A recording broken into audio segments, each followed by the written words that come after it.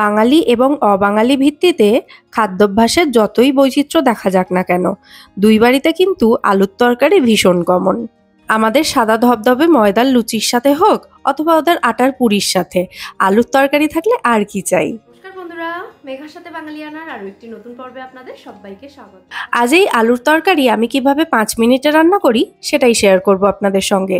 Pressure কুকারে রান্নাটা করব, আর তার জন্য প্রেসার কুকার গরম করে দিয়েছি 1 চামচ মতো তেল। এইটুকু তেলেই কিন্তু রান্নাটা হয়ে যাবে। সর্ষের তেল অবশ্যই দিয়েছি। তেলটা ভালো মতো গরম হয়ে গেলে এতে ফোড়নের জন্য দিলাম 1 চা চামচ 5 ফোড়ন।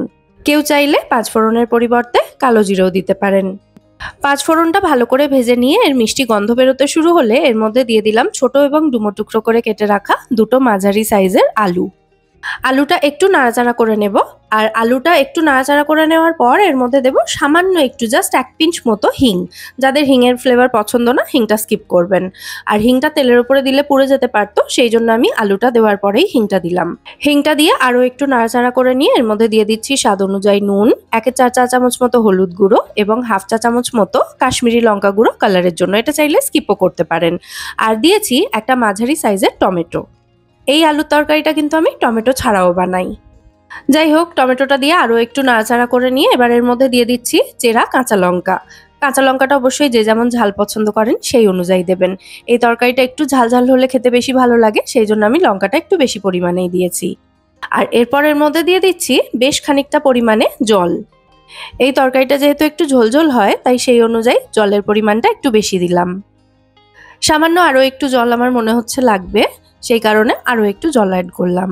টোটাল ওই 1 কাপ মতো জল দিয়েছি। এরপর প্রেসার কুকারের ঢাকনাটা বন্ধ করে হাই ফ্লেমে জাস্ট একটা হুইসেল আসা পর্যন্ত এটাকে রান্না করব। একটা হুইসেল এসে যাওয়ার পর গ্যাসের ফ্লেমটাকে অফ করে দিচ্ছি সঙ্গে সঙ্গে। তারপর প্রেসার কুকারের ভেতর থেকে প্রেসারটা আপনা আপনি বেরিয়ে যাওয়া পর্যন্ত অপেক্ষা করব, মানে প্রেসার কুকারটাকে একটু ঠান্ডা হতে দেব। প্রেসার কুকারের ভেতর থেকে স্টিমটা পুরোপুরি বেরিয়ে যাওয়ার পর প্রেসার কুকারের ঢাকনাটা আমি খুলে নিলাম। দেখুন, সমস্ত আলু কিন্তু খুব সুন্দরভাবে সেদ্ধ হয়ে গেছে। এবার হাতা বা স্প্যাচুলা দিয়ে কিছু আলু এভাবে একটু গলিয়ে দিতে হবে। এতে তরকারিতে গ্রেভিটাও একটু ঠিক হবে বা ঘন হবে, এবং তরকারির টেস্টও কিন্তু অনেক গুণে বেড়ে যাবে। ব্যাস, আমাদের লিটারালি 5 মিনিটের আলুর তরকারি এখানে একেবারে রেডি। ছুটির দিনে জলখাবারে এই আলুর তরকারি কিন্তু আমাদের সব বাঙালি বাড়িতেই ভীষণ পপুলার, কি তাই তো? আমাদের বাড়িতে সবাই এই আলুর তরকারি রুটি, লুচি, পরোটা, মুড়ি অথবা বাটার টোস্টের সাথে খেতে খুব পছন্দ করেন।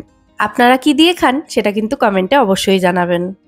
আজকের এই আলুর তরকারিটা শুধু একটা রান্না নয়, আমার মতো 90-এর দশকের হোক বা তার আগের জেনারেশনের মানুষজনের কাছে এই আলুর তরকারি হলো ভালোবাসা।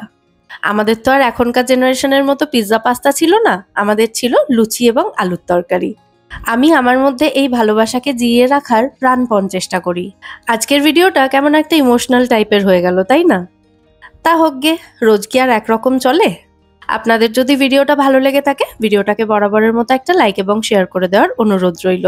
সাথে আমার চ্যানেল মেঘার সাথে বাঙালিয়ানাকে সাবস্ক্রাইব করে আমার পাশে থাকবেন এবং আমায় সাপোর্ট করবেন। তাহলে আজকের মতো এখানেই বিদায় নিচ্ছি। আবার দেখা হবে পরের পর্বে নতুন কোনো রেসিপির সাথে। সবাই সুস্থ থাকবেন, ভালো থাকবেন এবং সবাইকে খুব ভালো রাখবেন। নমস্কার।